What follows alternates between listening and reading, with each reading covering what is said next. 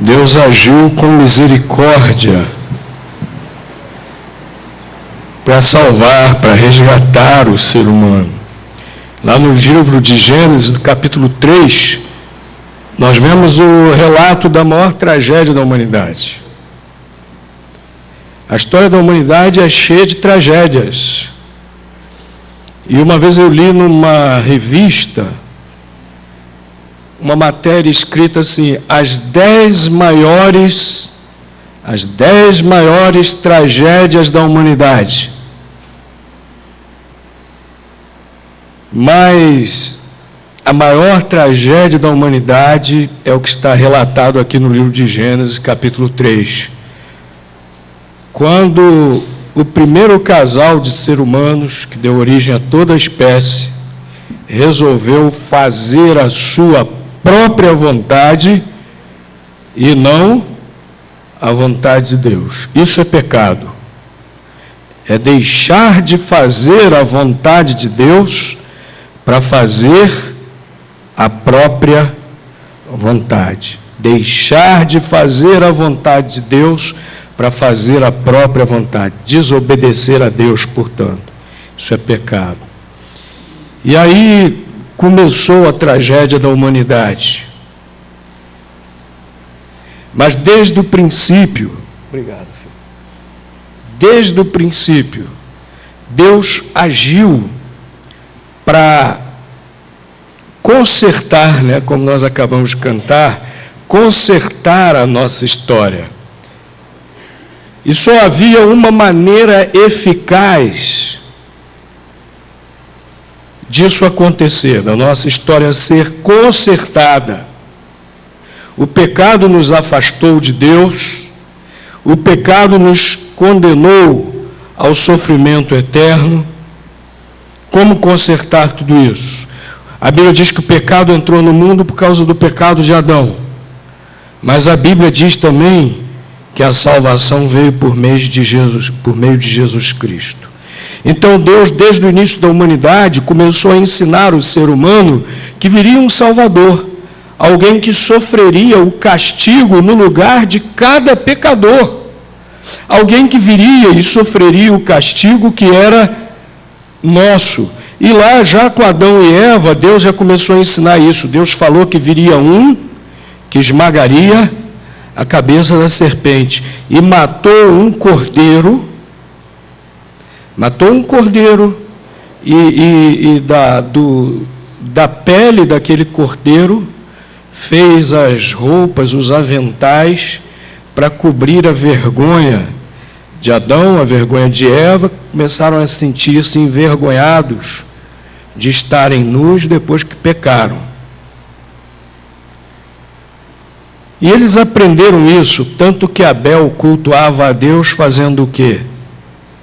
Matando um cordeirinho inocente em adoração a Deus, representando esse Salvador que viria. Quando Deus formou o povo de Israel, fez um pacto com aquele povo e ensinou-os a sacrificarem cordeiros. Toda vez que pecassem, que sacrificassem um cordeiro, representando esse Salvador que morreria, que viria e morreria em nosso lugar. E lá entre o povo de Israel eram os sacerdotes que ofereciam esse sacrifício. Mas esse sacrifício não podia tirar o pecado de ninguém. Ele representava o sacrifício de Cristo. Esse sim tira o nosso pecado. Vamos ler a respeito disso no livro de Hebreus, capítulo 9, versículo 28. Hebreus, capítulo 9, versículo 28.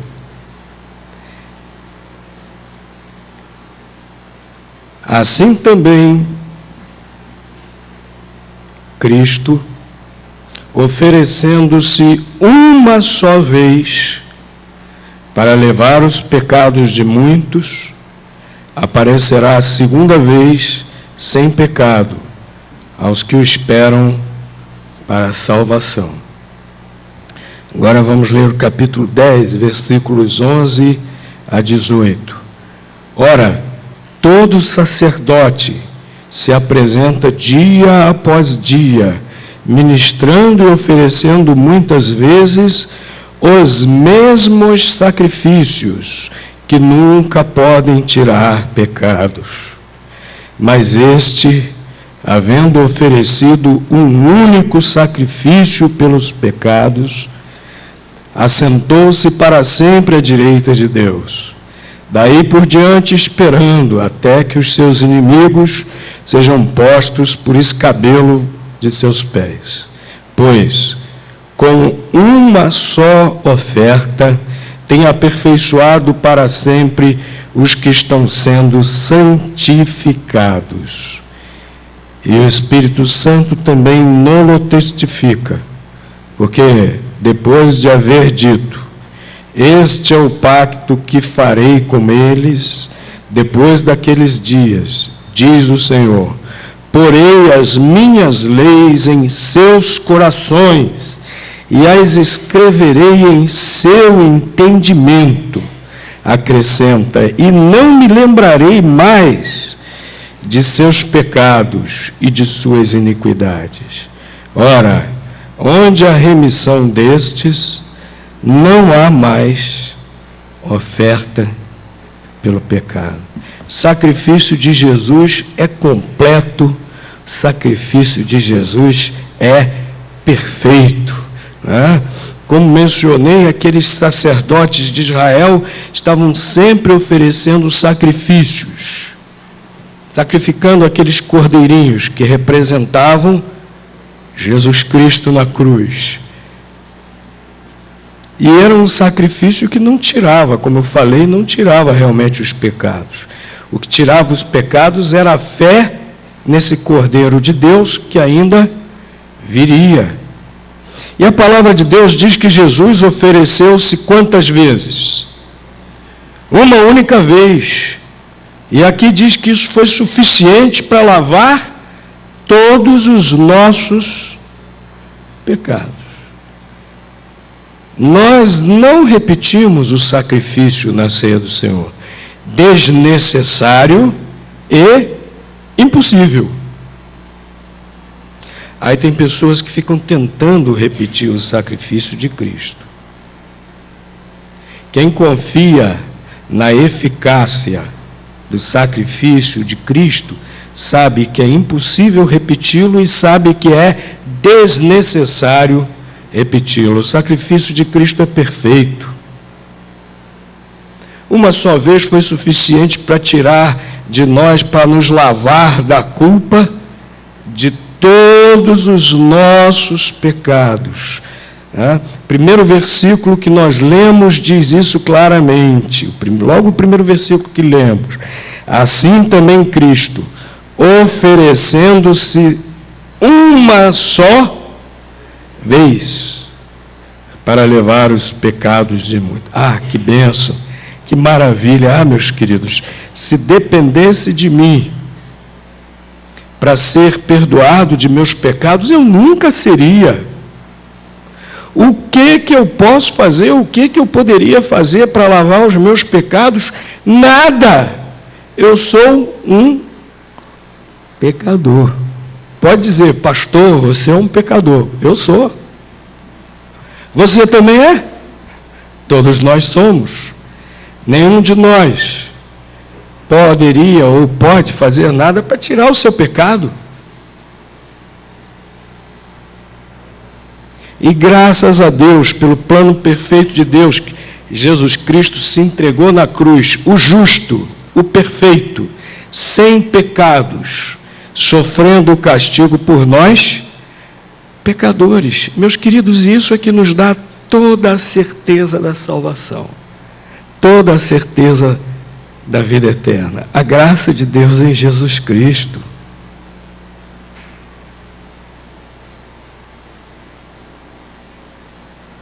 Apóstolo Paulo declara lá em Efésios capítulo 2 que pelas obras ninguém será salvo. Há uma doutrina que foi criada Nós não encontramos na Bíblia que diz que é possível perder a salvação. Acreditar nisso é fazer o próprio Cristo mentiroso, porque o Senhor Jesus Cristo disse: qualquer que vier a mim, de maneira nenhuma lançarei fora. Nós permanecemos salvos, nós somos salvos pelo sacrifício de Cristo e permanecemos salvos graças ao sacrifício de Cristo, graças aos méritos de Cristo. O sacrifício dele é perfeito e completo. Ele se deu uma vez por todos os nossos pecados. Só Ele pode fazer isso. Só Ele pode nos lavar, nos tirar essa culpa dos nossos pecados, da nossa desobediência a Deus. Mas o sacrifício de Cristo também é perfeito, porque Ele nos proporciona vidas transformadas. Início de ano, muita gente faz uma lista de propósitos. Não sei se ainda fazem. Antigamente era muito comum. Hoje em dia parece que as pessoas não ligam mais, estão nem aí. Eu vou continuar vivendo do jeito que eu estou mesmo. Né? Mas era comum antigamente. As pessoas queriam iniciar o ano diferentes. Aí faziam uma lista de propósitos. Eu vou parar com isso, eu vou fazer aquilo, eu vou comer menos, vou me exercitar mais, etc. Eu vou parar de reclamar de tudo, eu vou parar com isso, eu vou fazer isso, eu vou fazer aquilo outro, eu vou parar de falar mentiras, só vou falar a verdade. Essa aí eu acho que já saiu da lista há muito tempo, né? Principalmente lá em Brasília. Mas as pessoas não conseguiam mudar, mudavam em algumas coisas, mas não conseguiam mudar os defeitos, nem conseguem mudar os defeitos do seu caráter. Mas a morte de Jesus Cristo, o sacrifício de Cristo, esse sacrifício perfeito de Cristo na cruz, é que é capaz de transformar nossas vidas. Quando nós aceitamos o seu amor, quando nós aceitamos o seu perdão, quando nós nos arrependemos dos nossos pecados. O versículo 16,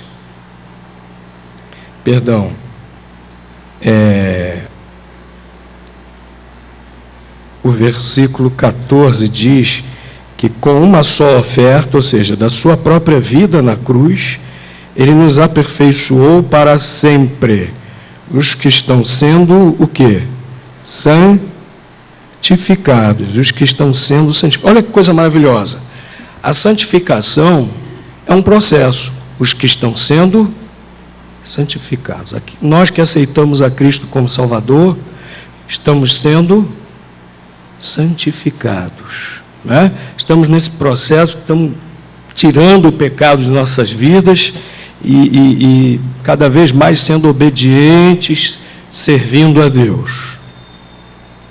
Mas também a santificação, nós vemos aqui, é um ato. Porque, vejam o que diz aqui.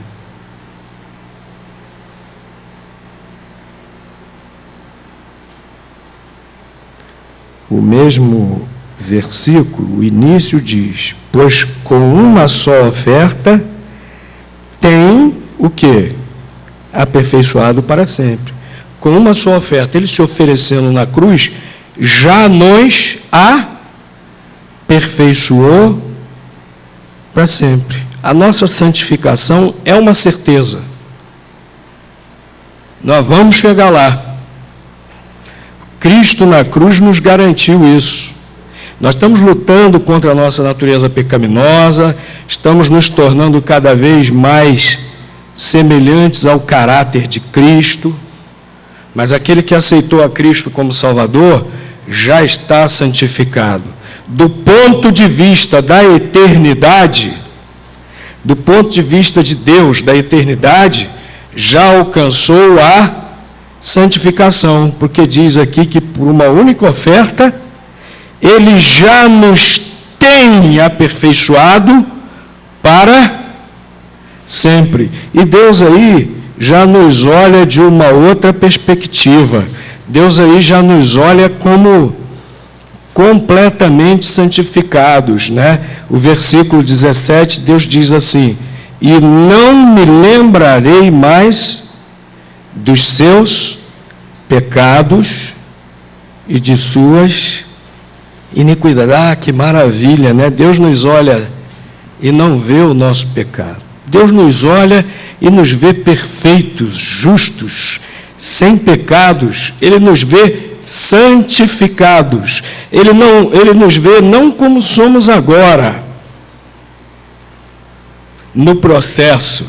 Ele olha para nós e nos vê como nós seremos já no final do processo, na eternidade. Porque Jesus Cristo já fez isso na cruz por nós. E Jesus Cristo, nessa santificação, para esse nosso processo agora de santificação, Ele já nos deu a provisão também quando Ele morreu na cruz. Vejam o que diz o versículo 16. Este é o pacto que farei com eles, por causa da morte de Cristo na cruz. Depois daqueles dias, diz o Senhor, porei as minhas leis em seus corações e as escreverei em seu entendimento. Porei a minha lei em seus corações e as escreverei em seu entendimento. O que quer dizer isso? Aqueles que aceitam o perdão de Jesus, confiam no seu sacrifício na cruz por nossos pecados. Deus coloca a sua lei em nossas mentes e corações, ou seja, Ele coloca em nós um desejo natural de obedecê-lo. Ele já coloca em nossas mentes e corações, pelo seu Santo Espírito, uma noção do que Deus quer de nós. E essa noção, não só noção, mas disposição para obedecer a Deus, é aperfeiçoada pelo seu Espírito Santo por meio da sua palavra. Lá em João capítulo 17, Jesus declara que nós já estamos santificados pela sua palavra. Quando eu estava começando o ministério lá em Taubaté, nós tínhamos um campo missionário numa cidadezinha próxima chamada Tremembé.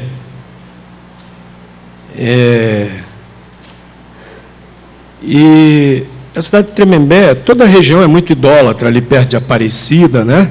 Muito idólatra. E Tremembé também tinha lá uma romaria muito forte, lá também tinha a Virgem de Tremembé. Uma cidadezinha pequenininha, mas que quando chegava a tal romaria, enchia a beça, né? E interessante a quantidade de meninas, moças, senhoras lá que se chamavam Maria Aparecida. Parece que quase metade da população lá chamava-se Maria Aparecida. E começamos a evangelizar uma senhora que se chamava Maria Aparecida. Ela tinha muitas filhas e filhos. E ela começou a frequentar a congregação com suas filhas, com 2 de suas filhas e um filho. E um belo dia ela e suas filhas se converteram. E aí nós retornamos lá à casa dela. A casa dela tinha uma Aparecida desse tamanhão assim, na sala, lá no lugar de destaque, bem grande, não era daquelas pequenas, bem grande. Quem vai lá em Itamonte, de vez em quando encontra, né, nas casas também, umas Aparecidas desse tamanhão, né? E aquela senhora se converteu e nós fomos lá visitá-la. E eu olhei e não vi mais aquela Aparecida. Aí perguntei, ô irmã, o que houve? A senhora tinha uma santa aí, como eles chamam, né? A senhora tinha aí uma santa enorme. Ela me respondeu o seguinte: pastor, eu me converti a Jesus. Eu não preciso nem posso mais ter esse ídolo na minha casa. Interessante que isso foi 2 dias depois dela se converter. Ninguém tinha falado nada para ela ainda a respeito da idolatria. Mas aquele que aceita o Senhor Jesus Cristo tem escrito em seu coração e no seu entendimento a lei do Senhor. Quando a pessoa se converte ao Senhor Jesus Cristo, Deus coloca no seu coração esse desejo de obedecer a Deus, desejo de fazer a vontade do Senhor, e já vai colocando essa noção do que Deus quer, e essa noção é aperfeiçoada pela sua, vai sendo aperfeiçoada pela sua palavra. O sacrifício de Cristo é perfeito por isso, meus queridos. Ele realmente nos transforma. E todos nós precisamos ser transformados por Jesus. Mas, meus queridos, finalmente o sacrifício de Cristo é perfeito, porque nos proporciona uma esperança eterna. As pessoas não gostam muito de pensar na eternidade, vivem como se fossem ficar aqui para sempre. Mas o que adianta alguém viver, se esforçar, trabalhar, atravessar todas essas lutas da vida, quem sabe até mesmo prosperar, depois partir para a eternidade sem a certeza da vida eterna, com Deus, junto com Deus, feliz por toda a eternidade? De que adiantaria isso?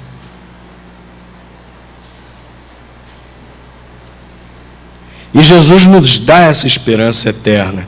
Há pessoas que dizem assim: eu não creio em Deus.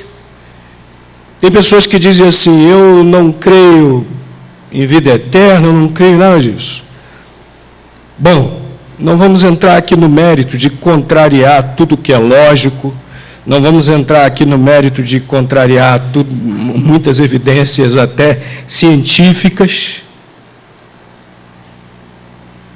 Não vamos discutir isso.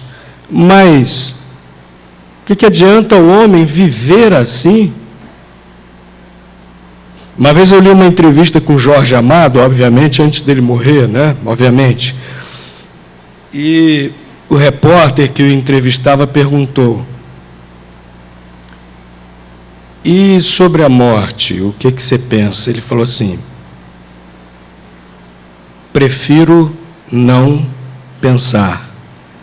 Sou ateu dialético marxista. Não creio na vida após a morte. E por isso eu prefiro nem pensar na morte. Olha a incoerência. O próprio fato de não crer na eternidade, de não ter uma esperança para após a morte, só esse fato, ao invés de trazer-lhe alento, lhe trazia muita tristeza, a tal ponto que ele preferia nem pensar na morte. Que coisa triste, né? Viver sem nenhuma esperança. Morreu, acabou. Morreu, acabou. E se você crê assim, e você está enganado, vai pagar para ver? E se eu estiver certo, se a palavra de Deus estiver certa, no final das contas, no balanço, quem é que corre o maior risco? Então, meu querido, é bom ter essa certeza da esperança da vida eterna, que só o Senhor Jesus Cristo nos dá pelo seu sacrifício na cruz. Voltando ao primeiro versículo que nós lemos, capítulo 9, versículo 28, diz: assim também Cristo ofereceu-se uma só vez para levar os pecados de muitos, e aparecerá segunda vez e novamente sem pecado, porque da primeira vez ele levou sobre si os nossos pecados. Ele virá a segunda vez, mas não para levar sobre si os nossos pecados, não. Por isso que aqui diz, sem pecado, aos que o esperam para a salvação. Ah, que coisa maravilhosa, meus irmãos. Porque cremos na salvação que Cristo nos oferece, porque cremos na eficácia de seu sacrifício na cruz, nós o esperamos para a salvação, e não para o castigo eterno. E você pode escolher, você pode crer em Cristo de todo o coração, como seu Senhor e Salvador, você pode se arrepender de seus pecados, e a perspectiva da volta de Jesus pode ser para você uma esperança maravilhosa, esperá-lo para a salvação. O sacrifício de Cristo é perfeito, porque nos proporciona essa maravilhosa esperança eterna. Meus queridos irmãos, vamos celebrar a ceia do Senhor com os corações alegres, com o sacrifício de Cristo. E se por meio da internet, ou aqui mesmo, presente aqui, há alguém que ainda não entregou a sua vida a Jesus com essa plena confiança no seu perdão, na sua salvação, ainda não se arrependeu dos seus pecados, ainda não convidou o Senhor Jesus a entrar na sua vida, a transformar o seu coração, a sua mente, faça isso agora. Diga para Ele, mesmo em pensamento, Senhor Jesus, eu creio de todo o coração, me perdoa dos meus pecados, muda minha mente, meu coração, faz de mim uma nova criatura e me dá essa esperança maravilhosa, essa esperança eterna, a certeza de salvação. Faça isso, entregue a sua vida ao Senhor Jesus. Nós queremos convidar a participar da ceia. Talvez haja entre nós outros irmãos de outras igrejas da mesma fé e ordem. O Senhor Jesus, quando instituiu a ceia do Senhor, só chamou aqueles que eram verdadeiramente seus discípulos, realmente comprometidos com Ele. Então, nós, por isso, convidamos outros irmãos da mesma fé, da mesma ordem, participarem da ceia do Senhor conosco. Se você ainda não entregou a sua vida a Jesus, faça isso. Submeta-se ao batismo bíblico que a Bíblia ensina. Torne-se um membro dessa igreja e participe da ceia do Senhor conosco depois disso. Reflita na palavra de Deus enquanto nós celebramos a ceia do Senhor. Quero convidar os diáconos, também os